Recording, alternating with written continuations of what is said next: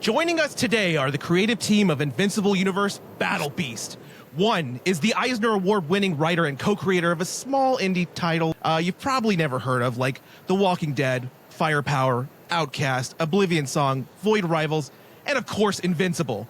The other is the co-creator for the majority of the Invincible Universe and the primary artist for the series, penciling 127 of the 144-issue run. You may also know him from his recent stint over at Marvel Comics with both The Amazing Spider-Man and The Hulk. It is our pleasure to welcome both Robert Kirkman and Ryan Ottley onto the Oblivion Bar Podcast. Yeah, welcome. Woo! Thank you, fellas. So great to see you both here. Wow, this is an incredible moment here in the pantheons of Oblivion Bar history. Yeah, so great. We were talking a little bit before the conversation. Robert, this is our first time meeting. Thank you so much for being here. Ryan, you're an old friend. I'll see you. I see you like every other week. So, good to see you, I guess. I don't know. Meh. It's great to see me. Admit it. Come on, Chris. It is. I'm totally joking there. And I think I'm always happy to see you. Ryan. Yeah. Like I always. know you are, Aaron. I know. Yeah. You're always a smiley face at these conventions. Good to see you again. I think it's important to just sort of kick this whole thing off. Let's just talk about Battle Beast. I think it's probably the best thing, the best way to start this conversation. That first issue hit shelves on May 14th, and the story picks up moments after the events of 2004's Invincible 19, where Battle Beast manhandles Mark, Bulletproof, and Black Samson, and then promptly teleports away. Just beat some ass and run. Yep. And now there's a quote from the Skybound press release that I want us to sort of explore here.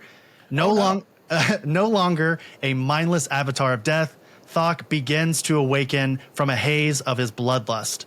So, Robert, with all the continued success of the comic series and now the mega success of the animated series over on Prime, what was it specifically about Battle Beast that made you guys feel like this is the right time for you guys to reunite, you and Ryan, to reunite and tell more stories about him?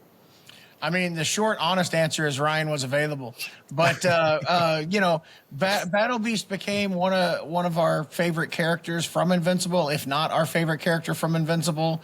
I've always wanted to tell more stories with Battle Beast. You can see how he kind of started showing up in the book more and more as the series progressed, until he stopped showing up in the book, unfortunately. But yeah, I mean, it was just something that I thought would be really fun. And when Ryan's dalliance with Marvel finally came to an end, I was trying to find something cool that we could do together, and Battle Beast ended up becoming that thing. Thank you for rescuing him. Yeah, thank you for getting back over at Skybound. Ryan, how was it for you when you finally got the call and you guys finally figured out this is the time to get back to the Invincible Universe? What were your thoughts there? Oh, yeah. I definitely look at it as a dream project. I mean, Invincible is definitely the thing I'm most proud of in my whole career. Mm-hmm. The biggest project I've done and the biggest project I'll ever do, to be honest. I mean, I don't think I can do that long of a run ever again, but we'll see. We'll see, yes. Yeah. He'll convince me somehow. Yeah. But no, it was awesome because, I mean, Marvel was fun, but I did miss working with Robert and being in the Invincible Universe where there's pure freedom. So, yeah, it was great. It was great. This is your playground, right? Like this is your guy. You guys have done all the. I mean, Robert. Of course, this sort of came from your brain. Then Ryan, I think it's safe to say that the majority of our favorite moments in Invincible history came, directly from your hands. So it's cool to see you guys back together. And I like that Spider-Man run with you and Nick Spencer, and your and Donnie's work on the Hulk, and then the one that you eventually finished there at the Hulk was great too. But maybe I'm selfish here. I'm happy that you guys are both doing Invincible again as well. Ryan was somehow able to pull some cool moments out of those lesser writers' works. Let's go ahead and get. I'm just kidding. Let's bring in. This is a good time to bring in Donnie Cates and Nick Spencer into the chat. No, I'm kidding. I gotta say, same sentiment that you guys have about Battle Beast. He quickly became my favorite character of the entire Invincible series. So I'm glad to hear that he's yours as well. So I'm just super excited to see where you go with him, and potentially other family members that he might have. Mm-hmm. But Ryan, you've been pretty vocal in the past about how Battle Beast is the one character you've always wanted to explore more of. but were hesitant to overuse during the original run of Invincible. At his core, and outside of him having a killer design and just being one of the biggest badasses of the series, is there an element of Battle Beast's character you and Robert really want to explore here? I think that's more of a Robert question, but I mean, visually, I just want to make him the most badass as I possibly can, make him look, and yeah. Robert, how about you? I mean, for me, I think that putting him through his paces and really having this be like an action-oriented series where Ryan can strut his stuff is really important. But I think there's a emotional aspect to the character that we're exploring that's a lot of fun. And I think if you look at who he is in issue 19 and who he is in issue 55 and who he becomes over the run of those issues, there's a big difference there. And I think that exploring what caused that difference and what maybe made him grow into a more well-rounded character is going to be, fun to explore. And so we have this really cool gap in time that we can kind of get into the nooks and crannies of finding as many interesting aspects as possible about the character. And that's something that's really exciting to me. It's telling a story where, we're doing cool action and we're doing great stuff, but when you read this series and then go back and read those old issues of Invincible, you'll have a different understanding of Battle Beast, and those stories will have a different sort of feel to them because of what Ryan and I were able to accomplish with this series. Mm-hmm. I'm excited to hear that as well. I already know that, even because the listeners don't know this, but we've already got to read Battle Beast #1. And even just in that one, no spoilers, but there's a significant change even within the first few pages in Battle Beast's character.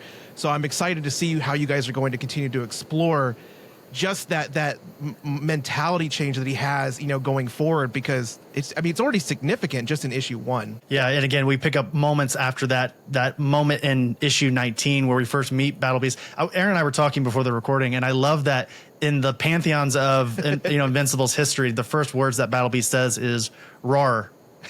It's roar with 2 exclamation points, which, he's known for being this sort of like poetic, just like monster, but just the fact that his first words were roar, it just really tickles me. But let's say that, someone has only seen the Invincible series. They haven't read up to, the 144 issues. I have the compendiums right next to me, and they're like thick babies. You could beat a burglar with these things and it would probably knock them out. Kudos to the fans that carry the hardcover omnibuy around, multiple ones to the conventions to get you guys to sign them.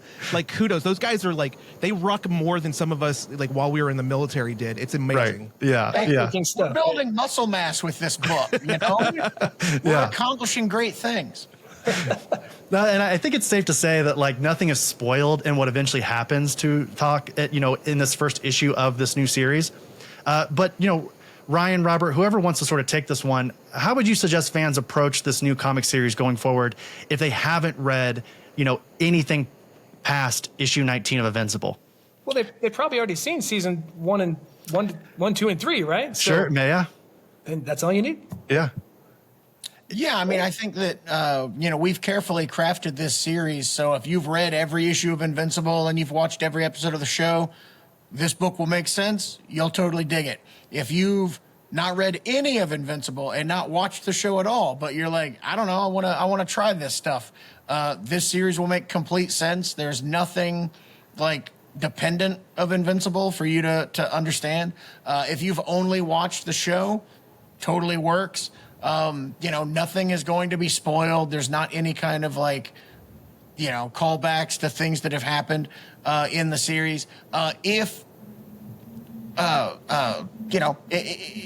you have seen everything, there's going to be Easter eggs, and when certain characters reappear or are introduced, you'll go, oh, I know that character.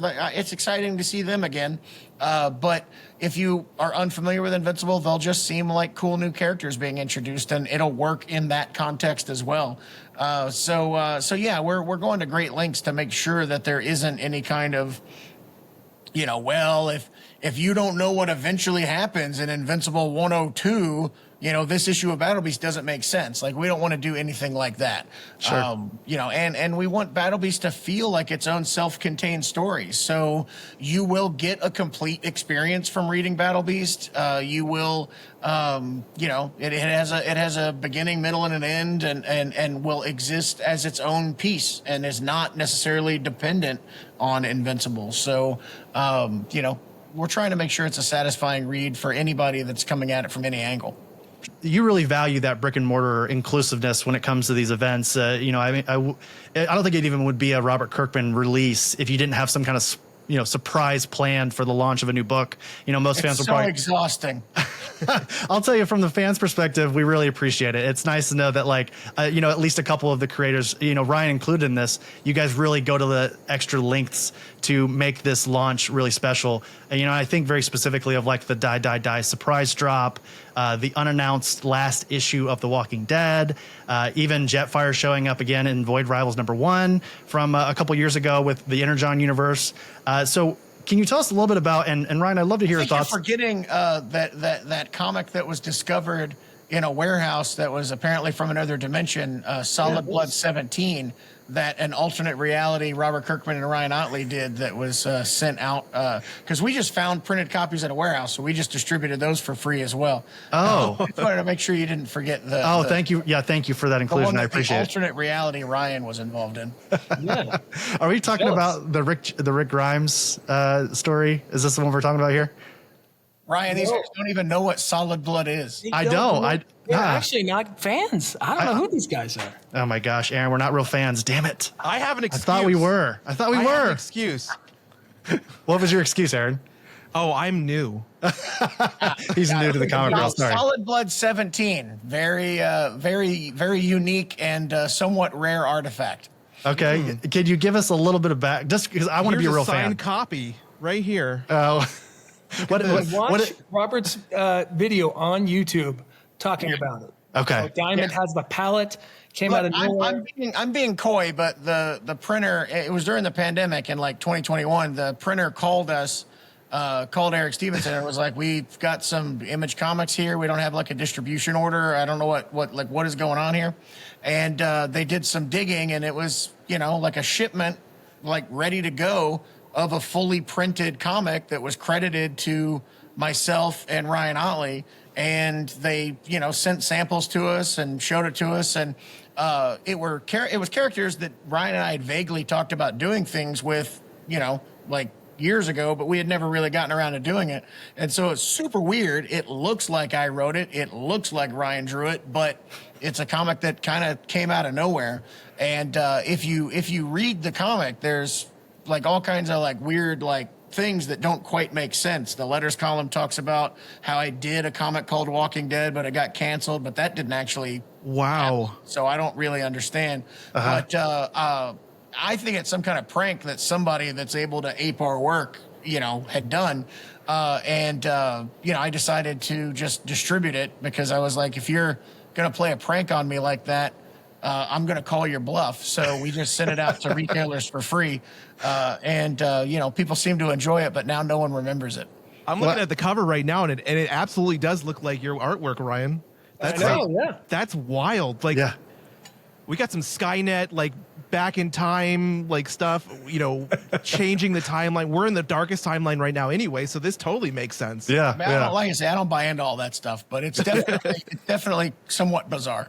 Yeah. Well, let's talk about what you guys are doing here with Battle Beast. And Ryan, again, this probably has a lot to do with what you're going to provide for this whole. I feel like we should spend the rest of this podcast talking about Solid Blood. That's Solid Blood. All right, Aaron, scrap the transcript. I feel Yeah. like Delete it all. Delete the transcript. Talk about Solid Blood the rest of the time. No. The blind bag program. Tell us a little bit about this. I'm very curious because you guys, again, are just like with all of this, seem very coy about it.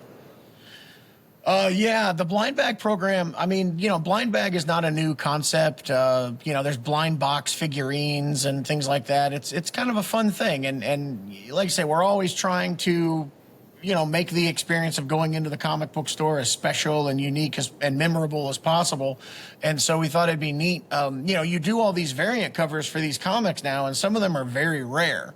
And so without messing up the rarity, we were able to put all of these comics in the blind bag. So again, it's very rare, but you could get a 1 in 1,000 Battle Beast cover in this blind bag. You could get the 1 in 500. You could get the 1 in 50. You could get the 1 in 10. I think those are all covers that we did. I don't know the exact ratios of everything, but you get what I'm saying. So anyway, but there's also, so every variant cover of Battle Beast you could possibly get at random in this blind bag. But there are 3 very special, very unique, very exciting comics that are also available in these blind bags that I don't think I can talk about because I don't know exactly when this podcast is going to go up. But let me just say, they are all very special and very unexpected.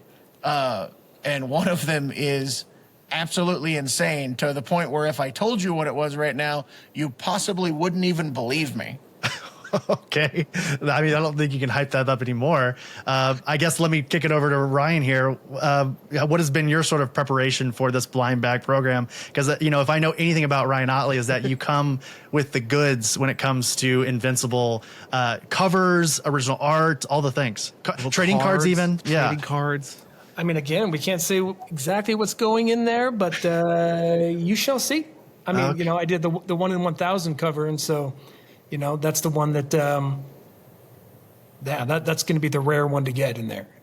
Is it gonna be like a Battle Beast drape, like what Thrag wears? It's just like the entire head and cape looking thing. Can you get one of those in this blind bag? Like, That'd be cool. that'd be really cool. I don't think it'll fit in there, man. Yeah. I don't know. Yeah, maybe it's just a coupon. You have to go to Robert Kirkman's house and get it. Ooh, there's a good idea. We'll have to do that. There's this one blind bag that's like super soft and squishy. I don't know what's in that one. I'm sure it's a comic. I want to do like a Battle Beast like cosplay. That's what I want to do. Yeah. He is so awesome. So that'd be so cool. I will say one of the cool things is that if you, I don't remember exactly what the quantity was, but if a retailer ordered a certain high number of books, they actually got an original sketch cover drawn by Ryan Ottley. So, and we expected that to be very few stores, and it ended up being quite a few stores. So there's a lot of stores out there that have like an original Battle Beast sketch cover drawn by Ryan Ottley. So, definitely, inquire at your store if that's available, if you're listening to this. And that's not going to be part of the blind bag, but that is the 1 in 2,000 variant. So, Right. yeah. But one of my favorite things about, again, Ryan, we've worked together at some of these cons before. And one of my favorite things is when something sells for a lot of money that deals with Ryan's art, Invincible, his response is almost always the same. And you guys listening to this can't see my face, so I'm just going to try to describe it. It's like eyes open, eyebrows up, and like surprise, like it hasn't happened 100 times before today. Yeah. Drunk Conquest, ripping apart. I'm like, yes. Yeah, do it. let's do it right now. I'll do it. It's the funniest thing ever. But Aaron, go on. What's the next thing we got here?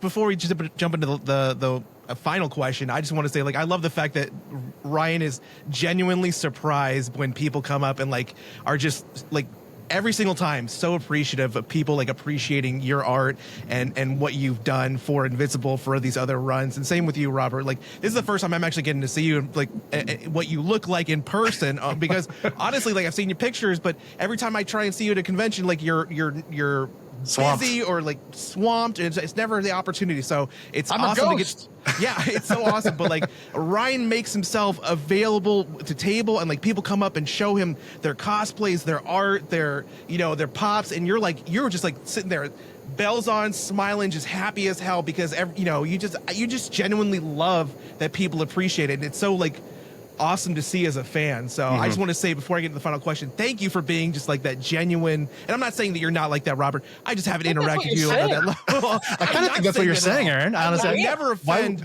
Mr. Kirkman in such a manner. I have a lot of his stuff, and I will one day get it signed because I will meet you in person and say, hello, sir, great job. But I've seen Ryan plenty of times, and I tell his wife, great job for supporting this amazing guy in his art. And, Ryan's just a genuine, sweet dude. He's a sweet man. I don't agree. Thank you, Aaron. I don't agree. You don't Very agree? nice. But the final question You is, don't know Robert. the things Ryan says to me behind the scenes. If you only knew the sour, hateful, spite-filled rants he goes on about the fans and about you guys in particular every night at conventions. Oh my gosh, just the bile that comes out of this guy. It's Chris Evans. Cue Chris Evans from the deleted scene in Deadpool and Wolverine right now. Very much so. But Robert, and then we'll get with Ryan for the follow up on this. But Robert, you've mentioned an early goal for you in your career was to be like Eric Larson, and writing and drawing one long running comic forever. So again, this question's for both of you. But is it safe to say that the Invincible universe might be that series that you just write about until you can't anymore? Possibly. I don't know. We're certainly having a lot of fun, and I think creator owned is to have the freedom to decide that. We get to come back to this whenever we want to. We get to put it on a shelf and have it available to us whenever we want to, and so I think that's a very like Eric Larson esque tradition, him being part of the founding of Image Comics, puts us in the position to be able to do that. So, tremendous amount of gratitude to him and the rest of the Image founders for that opportunity that they've given us and many other creators. But yeah, I don't know. I mean, Invincible is unique in that I wrote it for 16 some odd years and then immediately started writing the pilot for the show, and I've been working on the show constantly nonstop since then. And so I really haven't, there's been a gap between Invincible and Battle Beast, but for me it's all Invincible all the time for going on 20. I will soon be dust, going on 20 some odd years now.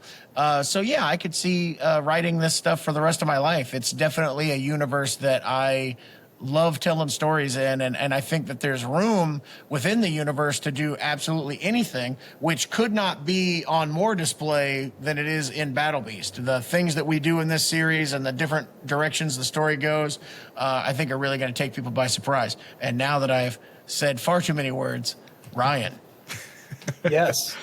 Yeah, I mean, even when I was at Marvel for 5 years doing that stint, it was like, I was very excited to get more because I kept doing covers. We kept doing covers of new editions and that kind of thing, of the library editions and all that.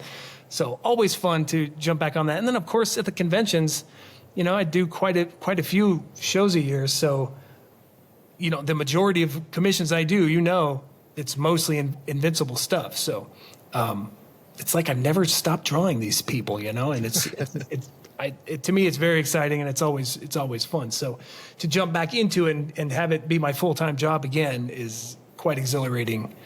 So, and I, again, can't wait for everyone to see what we got making, cooking. Speak on that again with us working together at cons. I think one of the cooler moments, throughout these experiences is watching how quickly Ryan can knock out these incredible Invincible sketches, right? It's with the blood splatter and everything. Ryan, you knock it out, it seems like in like 10 minutes, but it's you could put it into a comic. You could put it on a page. That's how good it is.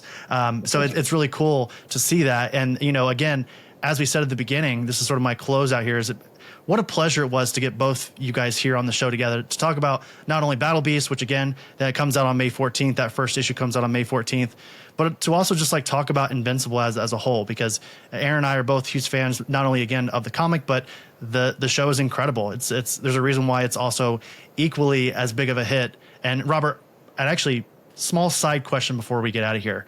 Sure. This mega hit that Invincible has become through Prime, I never thought that I would see another mega hit like The Walking Dead. But does it kind of feel like Invincible is in that same playground as The Walking Dead in terms of just sheer scope of people really enjoying it? I mean, it does to me. The show is definitely doing very well. It's pretty shocking to kind of be in that place again. When we did. I went with Gillian Jacobs and Sandra Oh to Brazil to promote Invincible at CCXP. And, it was massive panels and, thousands of people cheering and, freaking out. And, we were kind of going from interview to panel, promoting the show. And it was fun because Gillian and Sandra were like, oh my God, this is crazy. This is the craziest thing. This is so crazy. And I had to be like, yeah, crazy. Never seen anything like this before. Crazy. And inside I was like, it's kind of neat to, be doing this again. I haven't done this since, the heyday of Walking Dead. But yeah, it's pretty cool. Like, having Invincible finally get this kind of attention. It's also especially nice because I had like 15 years of Ryan Ottley being like, oh, Walking Dead gets so much attention. And Invincible, no one wants to talk about Invincible. Walking Dead, everything's Walking Dead. Like, come on, man. What That's just like me. Yeah, exactly what he sounded like. And now you got Invincible in Fortnite. Yeah. Right. Exactly. And Mortal Kombat, my God. Yeah. Right. But Mortal Kombat, best thing ever. Yes. No. And I love also the fact that what's interesting is I live in New York, so the list last few days they've had a bunch of zombies walking around, like Walking Dead zombies in the city in Manhattan, just walking around handing out flyers and stuff. It's pretty crazy. Oh, because are we promoting Dead City or something? Yeah. Yep. Yeah, Ryan, Walking Dead's still out there. Still there. Well, like I said, what a pleasure it was to get both of you on here today. Thank you guys so much. So great talking to you both. One last thing before I let you go is I'm going to hand it off to Ryan. I'm going to start with you here. Is there anything that you want to sort of plug or highlight besides Battle Beast to the listener before we let you go? Man, I'm only working on Battle Beast right now. So, yeah, I mean, that's all I can think of. Just get that Battle Beast May 14th. Nice. Yeah. Robert, how about you? Well, there's a new book called Blood and Thunder. If you're not reading that, you need to check that out. It's by Benito Cereno, E.J. Sue, and myself. It's a great sci-fi book. It's a buddy cop adventure with a space bounty hunter and her best friend, a talking sentient gun. It's a lot of fun. And then I got Void Rivals out there, part of the larger Energon universe. So if you're not reading any of the Energon universe books, you're missing out. There's a lot of cool stuff going on. We're building a cool universe using G.I. Joe and Hasbro character, or G.I. Joe and Transformer characters, and some new characters that Lorenzo De Felici and I have created for Void Rivals that kind of round out the universe in a cool way. And it's a pretty cool book. A lot of fun. I feel like there's other stuff I'm forgetting, but that's all I got. Awesome. I agree. Everyone should be reading the Energon universe in some capacity, whether, again, it'd be G.I. Joe, Transformers, Void Rivals, all of it probably should be reading. So totally agree there. Thank you both again so much. And we would love to have either both of you on together again at some point or separately. It would be our great pleasure. Thank I you will so never much. appear in public with Ryan Ottley ever again.